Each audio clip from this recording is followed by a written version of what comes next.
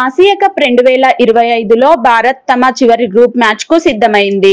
ఓమన్ తో ఢీకొట్టనున్న సూర్యసేన ఆదివారం పాకిస్తాన్ తో సూపర్ 4 పోరుకు సన్నాహంగా ఈ మ్యాచ్ ను ప్రాక్టీస్ గా ఉపయోగించుకోనుంది.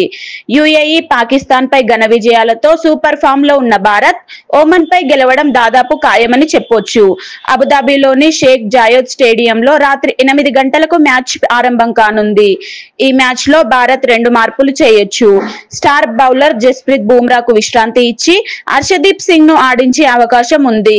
అబుదాబి పిచ్ స్పిన్నర్లకు పెద్దగా సహకరించకపోవచ్చు కాబట్టి కుల్దీప్ యాదవ్, వరుణ్ చక్రవర్తిలలో ఒకరికే తుది జట్టులో చోటు దక్కొచ్చు. హర్షదీప్ తో పాటు హర్షిత్ రాణా కూడా ప్లేయింగ్ 11 లోకి రావచ్చు.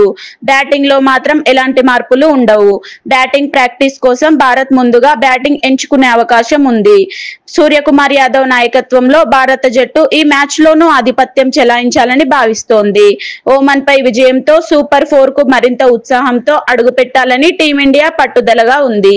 అభిమానులు ఈ మ్యాచ్ లో భారత్ ఘన విజయం సాధిస్తుందని ఆశిస్తున్నారు.